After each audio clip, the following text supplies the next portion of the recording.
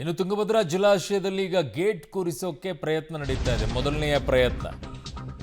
So TB ಡ್ಯಾಮ್ನಲ್ಲಿ ಇವತ್ತು gate ಕೂರಿಸುವಂಥ ಮೊದಲ ಪ್ರಯತ್ನ. ನೀರು ಹರಿಯುವಂಥ ಸಂದರ್ಭದಲ್ಲೇ ಅಲ್ಲಿ 25 TMC ನೀರು ಈಗಾಗಲೇ ಹರಿದು ಹೋಗಿದೆ. ಗೇಟ್ ಕೂರಿಸುವಂಥ ಪ್ರಯತ್ನ ಇವತ್ತು ನಡೀತಾ ಇದೆ. ಜಲಾಶಯಕ್ಕೆ ಈಗ 2 ಬೃಹತ್ ಕ್ರೇನ್ಗಳು ಕೂಡ ಬಂದಿವೆ. ಸಿಎಂ ಭೇಟಿ ಮತ್ತು ಸಭೆ ಬಳಿಕ ಕೆಲಸ ಆರಂಭಿಸಲು ತಜ್ಞರು ಮುಂದಾಗ್ತಾರೆ. HAL ಏರ್ಪೋರ್ಟ್ ಮೂಲಕವಾಗಿ ಕೊಪ್ಪಳಕ್ಕೆ ಮುಖ್ಯಮಂತ್ರಿಗಳು ತೆರಳುತ್ತಾ ಇದ್ದಾರೆ. ಸೊ ನಾರಾಯಣ ಹಮೀದ್ ಇಂಜಿನಿಯರಿಂಗ್ನಲ್ಲಿ ನಿರ್ಮಾಣವಾಗಿರುವಂತಹ ಗೇಟ್ಗಳು.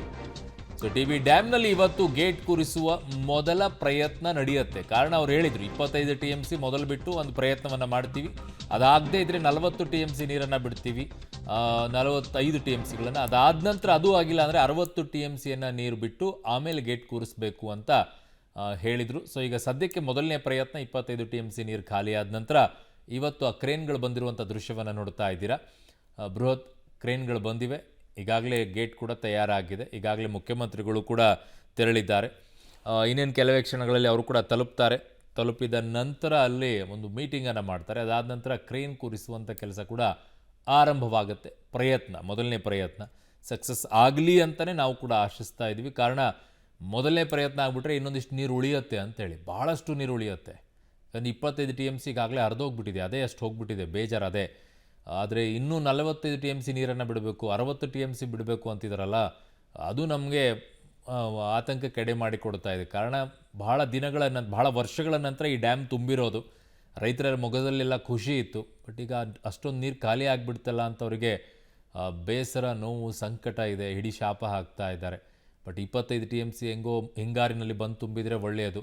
ಇವತ್ತು ಗೇಟ್ ಕೂತ್ಬಿಟ್ರೆ ಸಾಕಪ್ಪ ಅಂತ ಎಲ್ಲರೂ ಕೂಡ ಪ್ರಾರ್ಥನೆಯನ್ನು ಮಾಡ್ತಾ ಇರೋದು. ಪ್ರಯತ್ನ ಅಂತೂ ಪಡ್ತಾ ಇದ್ದಾರೆ. ನೋಡೋಣ ಏನಾಗುತ್ತೆ ಅಂತೇಳಿ ಇವತ್ತು. ಸೊ ತುಂಗಭದ್ರಾ ಜಲಾಶಯ 19ನೇ ಕ್ರಸ್ಟ್ ಗೇಟ್ ಕಟ್ ಆಗಿರುವಂಥ ಪ್ರಕರಣ ಏನಿದೆ, ಕ್ರಸ್ಟ್ ಗೇಟ್ ಕೊಚ್ಚಿ ಹೋಗಲು ಮೂಲ ಕಾರಣ ಈಗ ಪತ್ತೆಯಾಗಿದೆ. ಏನು ನಿರಂತರ ಒತ್ತಡ ಬಿದ್ದಿದೆ ಕಾರಣ ಅಂತ ಜಲತಜ್ಞರು ಹೇಳ್ತಾ ಇದ್ದಾರೆ. 3 ಗೇಟ್ಗಳ ಮೇಲೆ ನಿರಂತರ ಒತ್ತಡದ ಹಿನ್ನೆಲೆಯಲ್ಲಿ ಅವಘಡ ಸಂಭವಿಸಿದೆ ಅಂತ ಹೇಳಿ. ಹೇಗೆ 3 ಮೇಲೆ ಬೀಳುತ್ತೆ ಅಂತಂದಾಗ ಎಲ್ಲ ಗೇಟ್ಗಳನ್ನು ಏಕಕಾಲದಲ್ಲಿ ಓಪನ್ ಮಾಡಿರೋದಿಲ್ಲ. ಆರಂಭದಲ್ಲಿ 2-3 ಗೇಟ್ಗಳನ್ನು ಮಾತ್ರ ಓಪನ್ ಮಾಡ್ತಾ ಇರ್ತಾರೆ. ಆವಾಗ ಪೂರ್ಣ ಪ್ರಮಾಣದಲ್ಲಿ ಡ್ಯಾಮ್ ತುಂಬಿದಾಗ ನಿಮ್ಗೆ ಇಷ್ಟೂ ಗೇಟ್ಗಳನ್ನು ಓಪನ್ ಮಾಡೋದಾಗತ್ತೆ. ಸೊ ಹಾಗಾಗಿ ಆವಾಗ ಈ 2-3 ಗೇಟ್ಗಳನ್ನು ಮಾತ್ರ ಬಳಕೆ ಮಾಡ್ತಾ ಇದ್ದ ಪರಿಣಾಮವಾಗಿ ಅದರ ಮೇಲೆ ಹೆಚ್ಚಿನ ಪ್ರೆಷರ್ ಬಿದ್ದಿದೆ ಅನ್ನುವಂಥದ್ದನ್ನು ಈಗ ಜಲತಜ್ಞರು ಹೇಳ್ತಾ ಇದ್ದಾರೆ. ಸೊ ಅದರ ಪರಿಣಾಮವಾಗಿ ಈ ರೀತಿಯಾಗಿ ಒಂದು ಗೇಟ್ ಕಿತ್ಕೊಂಡು ಹೋಗಿದೆ ಅಂತ ಹೇಳಿ. ಗೊತ್ತಿಲ್ಲ ಈಗ ಅದೇ ರೀಸನ್ ಅಥವಾ ಬೇರೆ ಏನಾದರೂ ಇದೆಯಾ. ಏನೇ ಕಂಡುಹಿಡಿದ್ರೂ ಕೂಡ ಈಗ ನೀರಂತೂ ಹೊರಟೋಯ್ತಲ್ಲ, ಎಲ್ಲವೂ ಕೂಡ ಆದಮೇಲೆ ಪೋಸ್ಟ್ ಮಾರ್ಟಮ್ ಮಾಡಿದಂಗೆ ಈಗ.